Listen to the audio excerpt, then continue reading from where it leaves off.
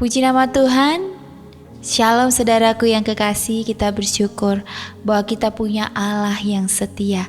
Dia menunjukkan kasih setia buat saya dan saudara.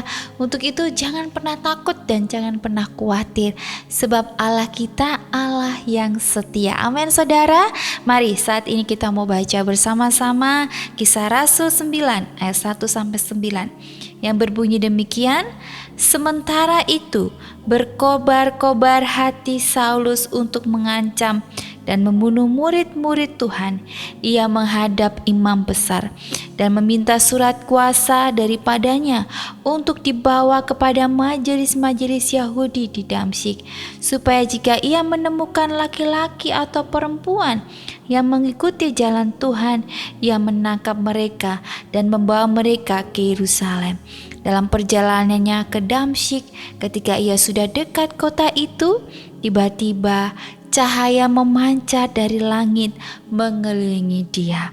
Ia rebah ke tanah dan kedengarlah olehnya suatu suara yang berkata kepadanya, "Saulus, Saulus, mengapakah engkau menganiaya aku?" Jawab Saulus, "Siapakah engkau, Tuhan?" Katanya, "Akulah Yesus yang kau aniaya itu. Tetapi bangunlah dan pergilah ke dalam kota.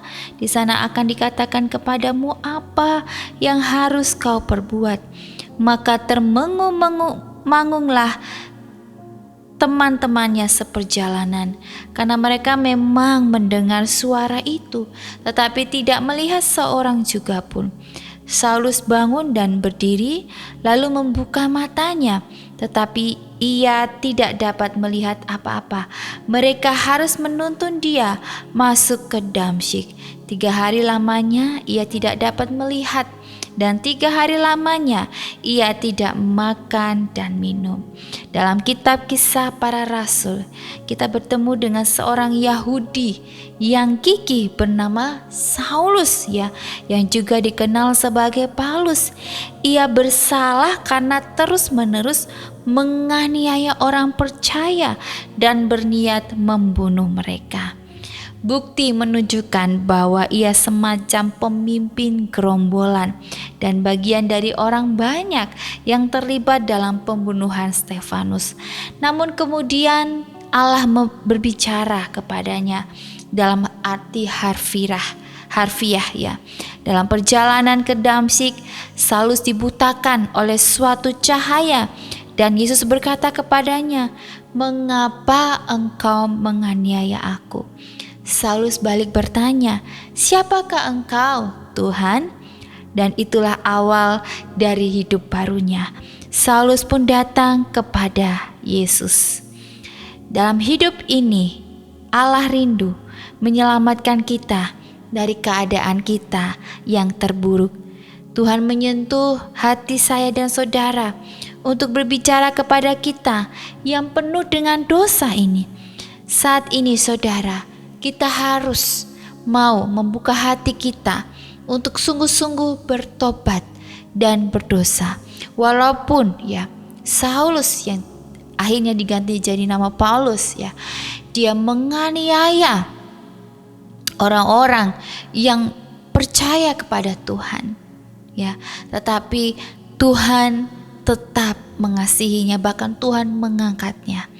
Saya teringat ada salah satu orang yang dulunya kami tinggal di Maluku, tepatnya di Maluku Tengah, Seram, Sohi, saudara.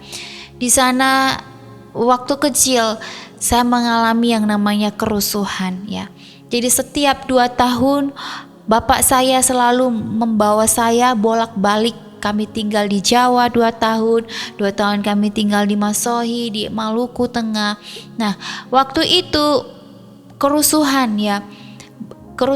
terjadi, Pasti saudara tahu zamannya di Maluku itu pasti kerusuhan terjadi, saudara.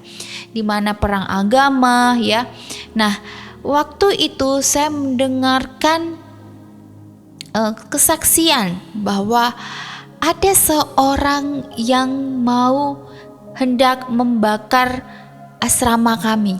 Ya, asrama kami ini mau dibakar karena memang kerusuhan. Jadi kanan kiri itu sudah kebakar, belakang semua sudah kebakar, dan hanya asrama Kodim yang kami tinggal bersama kedua orang tua saya, ya, dan adik-adik saya tinggal di situ, ya. Di hanya asrama Kodim itu tidak kebakar, dan waktu itu ada yang ingin membakar. Tapi ketika dia ingin membakar, dia melihat salib dan ada cahaya yang terpancar di rumah asrama kami itu. Dan seketika itu dia tidak jadi membakar, ya. Dan memang asrama Kodim itu yang kami tempati, di situ tempat untuk kami memuji Tuhan setiap malam, karena memang tidak ada lampu, ya. Di sana tuh tidak ada lampu, saudara. Jadi setiap malam itu kami selalu berdoa, kumpul dengan tetangga, kita selalu doa malam. Pokoknya jadikan rumah itu rumah doa, ya. Rumah asrama itu rumah doa.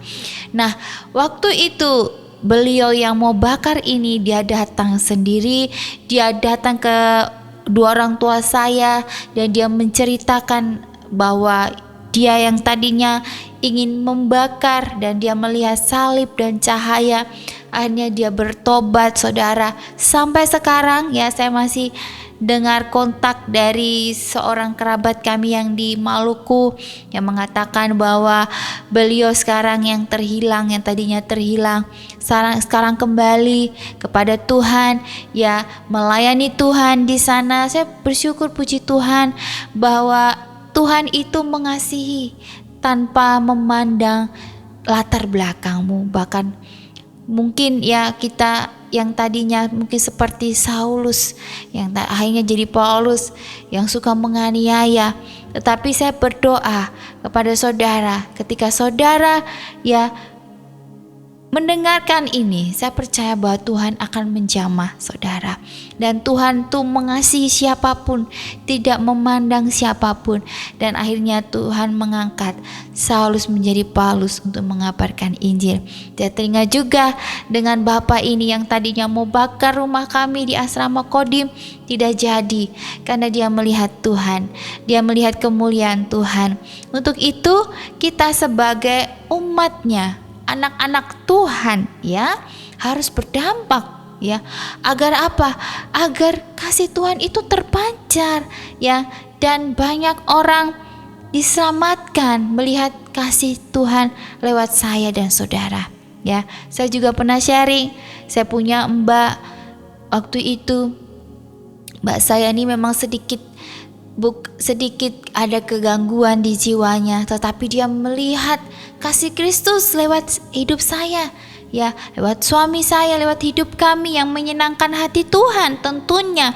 Maka orang itu kita nggak perlu berkata panjang lebar, kita nggak perlu menginjili, tapi lewat hidup kita yang penuh dengan kemuliaan Tuhan, dia akan datang kepada Tuhan.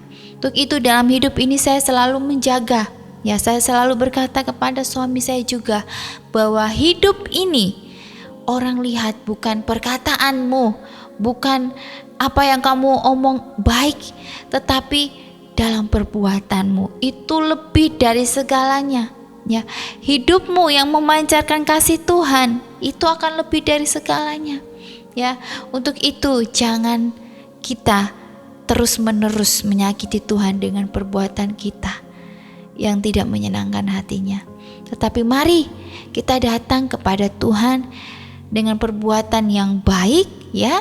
Kalau orang yang melakukan firman Tuhan, pastinya dia akan memperlakukan dirinya sendiri dengan baik, istri, suami, anak, mertua, atau menantu, atau orang tua, bahkan mungkin di lingkupan kerja, di lingkupan rumah tangga, itu akan memancarkan kasih Kristus. Karena apa? Karena ada Roh Kudus yang mengingatkan. Nah, orang yang punya hubungan intim dengan Tuhan itu akan berjalan bersama tuntunan Tuhan, di mana Roh Kudus yang masuk mengingatkan, ya saudara. Untuk itu perlu hidup kita itu dekat dengan Tuhan. Dekat bukan rajin ke gereja saja, tetapi punya hubungan yang intim dengan Tuhan.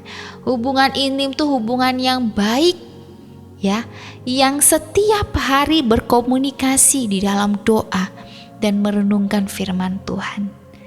Ya saudara, jangan pernah juga kita mengucilkan orang-orang yang mungkin kita lihat ini jahat. Justru kita punya belas kasihan, kita doakan supaya apa? Bertobat dan kembali ke jalan yang benar. Karena mereka tidak tahu.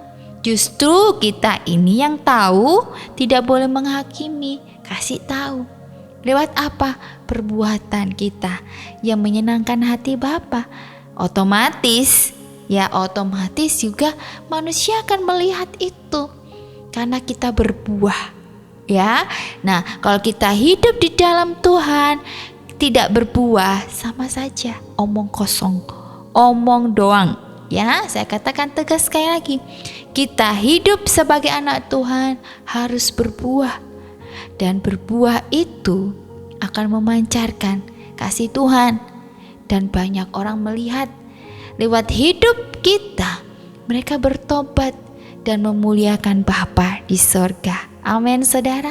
Mari kita berdoa, minta kepada Tuhan bahwa kita mau hidup seturut dengan jalannya Tuhan, seturut dengan apa yang Tuhan mau dalam hidup saya dan saudara. Bapa, kami datang di hadirat-Mu. Kami mengaku dosa kami, kesalahan kami banyak Tuhan. Untuk itu Tuhan, kami mau berjalan bersama Tuhan. Kami mau memancarkan kasih-Mu agar lewat kami, perbuatan kami Tuhan, nama Tuhan dipermuliakan dan banyak jiwa-jiwa boleh diselamatkan Tuhan. Kami berdoa bagi setiap mereka yang belum mengenal Tuhan seperti Saulus Bapa. Tetapi di sini Tuhan, kami mau Tuhan Engkau jamah mereka lewat doa kami, lewat hidup kami Tuhan, supaya mereka melihat kasih Bapa pada mereka. Kami bersyukur Bapa bahwa Engkau Allah yang setia. Kami mau hidup takut akan Tuhan. Kami mau senantiasa terus mencari wajah-Mu. Kami senantiasa terus memiliki hubungan yang baik dengan Bapa, supaya Bapa kami berjalan sesuai dengan hikmat-Mu, sesuai dengan pertolongan-Mu. Kami bersyukur dan berterima kasih di dalam nama Tuhan Yesus. Haleluya. Amin. Puji nama Tuhan. Shalom.